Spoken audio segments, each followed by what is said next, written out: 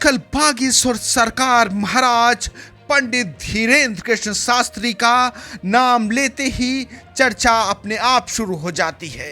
इसके पीछे की सबसे बड़ी वजह उनके कथित चमत्कार हैं। ऐसा देखा गया है कि पंडित धीरेन्द्र कृष्ण शास्त्री इंसान से बिना समस्या पूछे ही उसकी समस्या कागज पर लिख देते हैं और बिना बताए ही लोगों के मन की बात जान लेते हैं।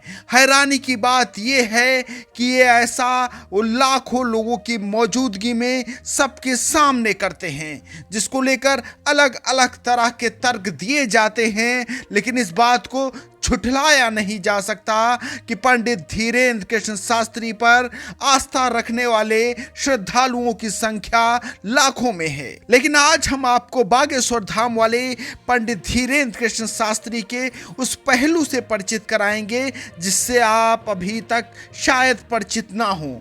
हम आज आपको उनके यहाँ तक पहुंचने के सफर के बारे में बताएंगे। आपको बताते चलें कि 15 जुलाई 1996 को मध्य प्रदेश के छतरपुर में पंडित धीरेन्द्र कृष्ण शास्त्री का जन्म हुआ। अगर बचपन की बात करें तो उनका बचपन बेहद ही गरीबी में गुजरा। उनका पूरा परिवार माता सरोज और पिता पंडित राम कृपाल गर्ग के साथ एक कच्चे मकान में रहता था।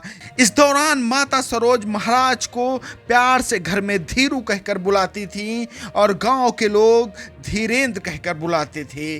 पंडित धीरेन्द्र शास्त्री के बारे में ऐसा कहा जाता है कि वो बचपन से ही बेहद चंचल स्वभाव के साथ लोगों को अपनी ओर आकर्षित करने में निपुण थे। उन्होंने अपनी शुरुआती पढ़ाई गांव के ही सरकारी स्कूल से की। यहाँ तक कि हाई स्कूल और हायर सेकेंडरी की पढ़ाई भी उन्होंने गांव के पास से ही की। जहां एक तरफ वो बड़े हो रहे थे, वहीं दूसरी तरफ परिवार को आर्थिक तंगी का भी सामना करना पड़ रहा था। उनके पिता गांव में ही पुरोहित गिरी कर अपने परिवार का भरण पोषण करते थे। एक समय ऐसा आया जब उनके परिवार के लोगों ने गांव में रहने वाले परिवारों को आपस में पुरोहित गिरी में बांट लिया। बंटवारा होने के बाद धीरेन्द्र शास्त्री के परिवार पर भयंकर आर्थिक संकट आ गया। उनकी माता सरोज ने भैंस का दूध बेचकर अपने परिवार का भरण पोषण किया। इस दौरान पंडित धीरेन्द्र कृष्ण शास्त्री गांव के लोगों के बीच बैठकर कथा सुनाने लगे और कथाओं में धीरे धीरे इतने प्रखर हो गए कि उन्होंने साल 2009 में पहली बार राम कथा पास के ही गांव में सुनाई। ऐसा करते करते उनकी आस पड़ोस के इलाके में एक नई पहचान बन गई। लोग अपने गांव में उन्हें भागवत कथा के आयोजन में बुलाने लगे। बताने वाले बताते हैं कि पंडित धीरेन्द्र कृष्ण शास्त्री के अंदर बचपन से ही कुछ करने का जज्बा था। उन्होंने इसके लिए गढ़ा गांव में स्थित शंकर जी के प्राचीन मंदिर का स्थान चुना।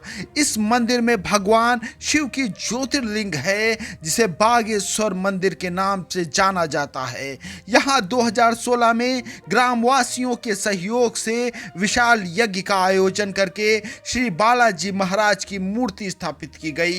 तब से ये स्थान बागेश्वर धाम के नाम से जाना जाने लगा। बताया ये भी जाता है कि इसी बालाजी महाराज मंदिर के पीछे धीरेन्द्र कृष्ण शास्त्री के दादा सेतुलाल गर्ग सन्यासी बाबा की समाधि भी है। इसी स्थान पर धीरेन्द्र गर्ग ने कई बार भागवत कथा का आयोजन किया। इससे आसपास के इलाके के लोगों का जुड़ना शुरू हुआ। अपने धार्मिक ज्ञान और शक्तियों के साथ उन्होंने कई तरह से लोगों को अचंभित किया। ये सब देखकर मंदिर बागेश्वर धाम कहलाने लगा। वहीं से नींव पड़ी गांव के धीरू के पंडित धीरेन्द्र कृष्ण शास्त्री कहलाने के सफर की। मौजूदा समय में जो चर्चा हो रही है, इस चर्चा के पीछे की सबसे बड़ी वजह अंधश्रद्धा उन्मूलन समिति का धीरेन्द्र कृष्ण शास्त्री पर जादू टोना और अंधश्रद्धा फैलाने का आरोप लगाना है। समिति के अध्यक्ष श्याम मानव ने कहा है कि दिव्य दरबार और प्रेत दरबार की आड़ में बाबा जादू टोना को बढ़ावा दे रहे हैं। इसके अलावा धर्म के नाम पर आम लोगों को लूटने, धोखाधड़ी और शोषण का भी उन पर आरोप लगा है। मामले ने तूल पकड़ा तो पंडित धीरेन्द्र कृष्ण शास्त्री ने अपना दरबार पूरे देश की मीडिया के सामने लगा दिया, जहां पत्रकार खुद बाबा के सामने नतमस्तक हो गए। लेकिन इसके बाद भी अब तरह तरह के तर्क और बातें हो रही हैं, पर इस बात को नकारा नहीं जा सकता कि पंडित धीरेन्द्र कृष्ण शास्त्री के प्रति लोगों में अपार श्रद्धा है।